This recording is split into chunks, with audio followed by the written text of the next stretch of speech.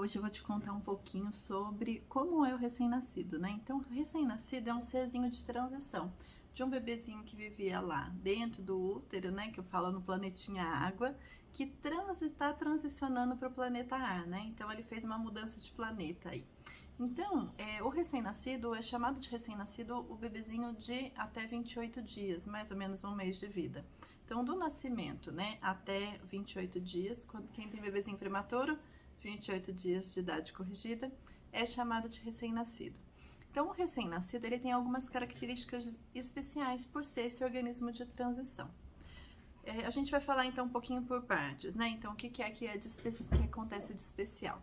Então, a pele do recém-nascido. A pele do recém-nascido é uma pele que foi feita para viver onde? No meio líquido, né? Lá dentro da barriga ele estava envolto do líquido amniótico. Então, é uma pele lisinha, é uma pele fininha que vai descamar com o passar dos dias. Geralmente vai descamar 2 vezes, no final da primeira semana e por volta da segunda semana.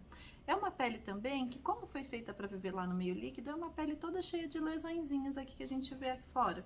Então, na pontinha do nariz vão ter umas bolinhas amarelinhas que a gente chama de milium, né? Vão ter umas bolinhas que aparecem e desaparecem, que parecem picadinhas de inseto, que chama eritema tóxico, né? Essa pelezinha mesmo que vai descamar, às vezes faz alguma fissurinha, né? Então é uma pele toda cheia de lesõezinhas, toda cheia de berebinhas, né? E essas lesõezinhas são lesõezinhas naturais e normais da pele do bebê.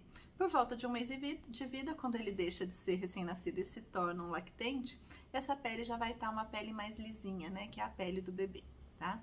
Além disso, se a gente coloca muita roupinha no bebê, o suor ele não vai sair tão fácil assim para fora, né? Você já viu um bebezinho suando muito, né? Não, a gente não vê. Porque o suor ele acaba ficando acumulado debaixo daquela pelezinha. E daí faz umas bolinhas vermelhinhas assim no rosto, que os antigos chamam do que? De brotoeja, né? Que é a miliária, né? Então, essas bolinhas vermelhinhas que ficam aqui, às vezes falam que é da barba do pai, né? Que não pode beijar o bebê, mas na verdade é muitas vezes ocasionada por excesso de roupa no bebê. Então, lembrar que o bebê tem calor, tem frio, é uma pessoa, né? Então, a gente tem que ver como é que o bebê tá se sentindo, né? Tem bebê que é mais calorento, que bebê que é mais friorento.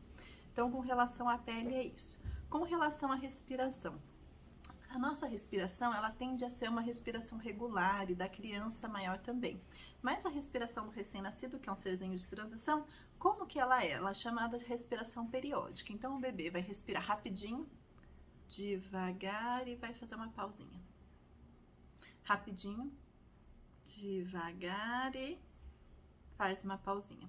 Então, essa respiração é a respiração normal do recém-nascido. Às vezes a gente olha e tá respirando rapidinho, olha, tá paradinho, né? Olha mais um pouco, né? Se tiver essa respiração que é cíclica, né? Que é regularzinha, que é irregularzinha, né? Então, é a respiração normal do recém-nascido.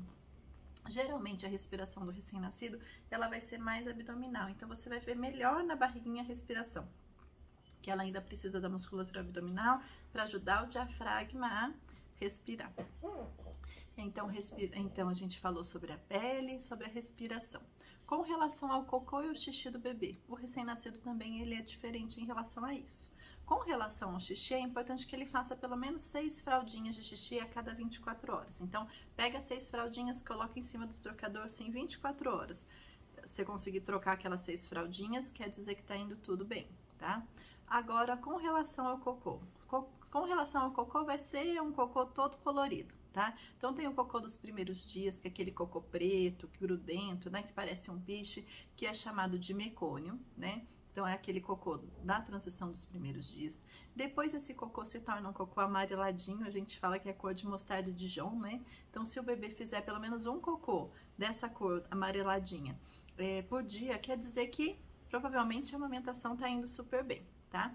Mas o bebê também pode ficar alguns dias sem fazer cocô toda hora que mama, e o cocô pode ter vários tonzinhos entre o amarelo e o verde que são normais, tá?